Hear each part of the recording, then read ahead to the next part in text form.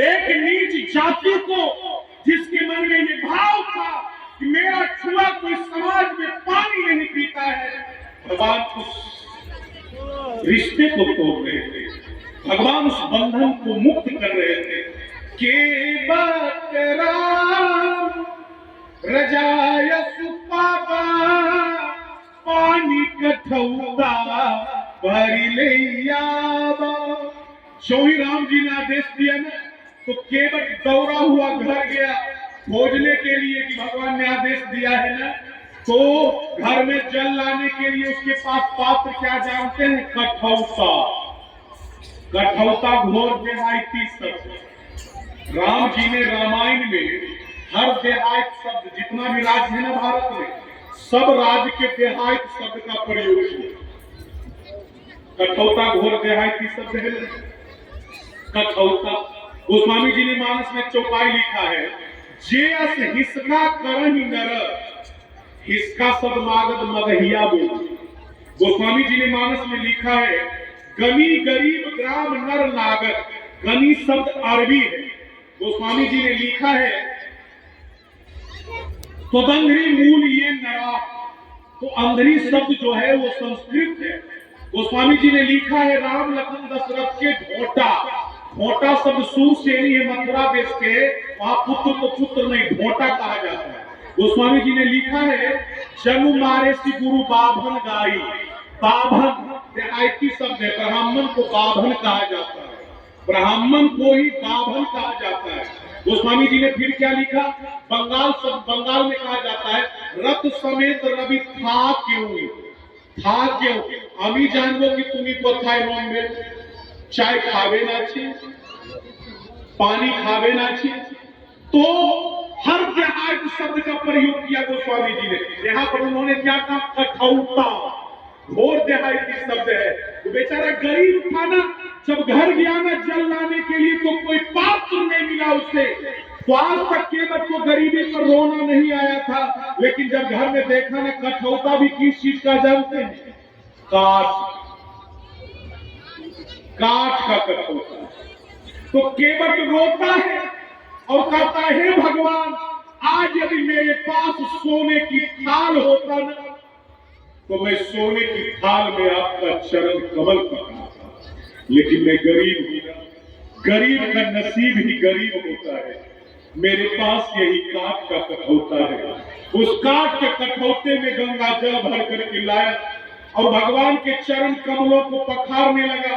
और जब चरण कमल पखारता है ना, तो गोस्वामी जी ने लिखा, अति आनंद उमगी अनुरागा चरण सरोज पखारन लागा। बरसी सुमन सुर सकल सिमाही सब पुण्य पुंज को नहीं। केवल गंगा जल से क्या चरण कमल पखारेगा? वो प्रेम के मारे उसके आंखों से जो आंसू बह रहा है, आंखों से जो आंसू बह रहा है, आंसुओं से ही भगवान के चरण कमलों को पखार दिया। सारे देवता लोग ऊपर से फूलों की बारिश कर रहे हैं। इस दुनिया में इससे बड़ा कोई भाग्यशाली नहीं। और जब केवट चरण कमल राम जी का पखार रहा था ना, तो एक बार देखा लखनलाल जी की ओर, एक बार देखा सीता जी की ओर। क्यों देखा? कि हे लखनलाल जी, इसके पिछले जन्म में जब मैं गया था ना कछुआ के रूप में, आपने मुझे फुफकार मार दिया था, और वो माता आपने मुझे भगा दिया था ना। लेकिन आज मेरा नसीब देखो ना माँ, मेरा नसीब देखो कि आज मैं चरण कमल पखार रहा हूँ और आप दोनों मुंह ताक रहे हैं। देखिए मेरा नसीब।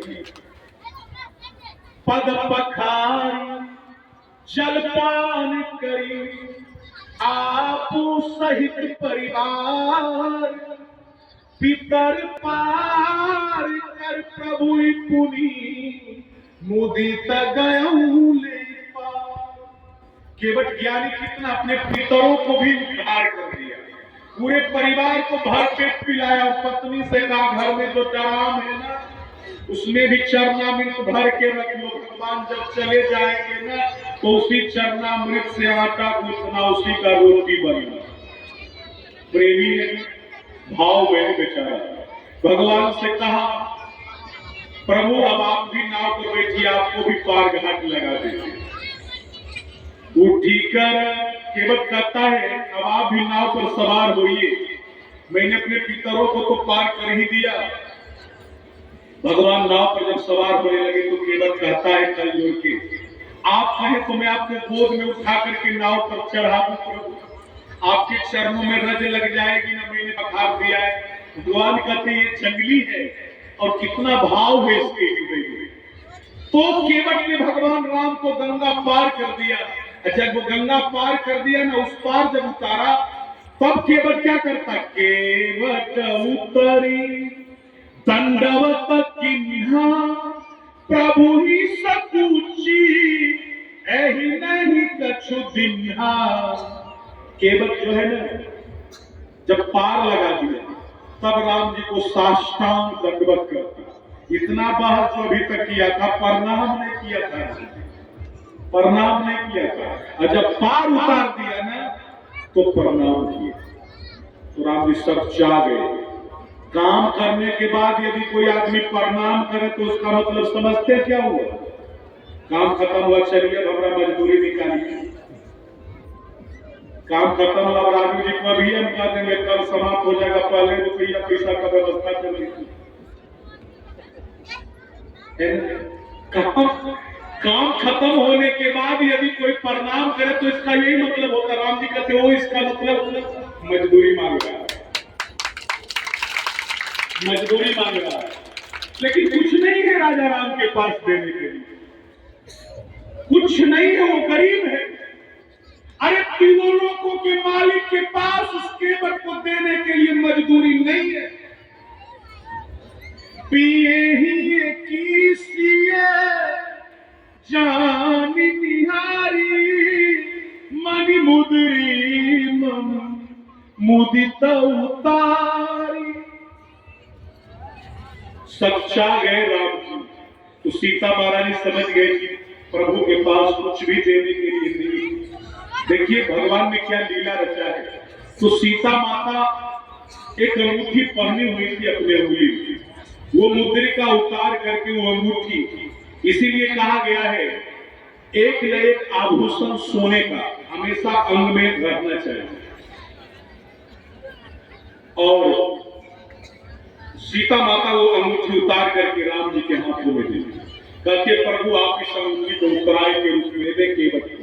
तो राम जी ने अंगूठी देखते हुए केवट से कहा, कहे वो कृपाल ले उतराई केवट चरण कहे अकुलाई।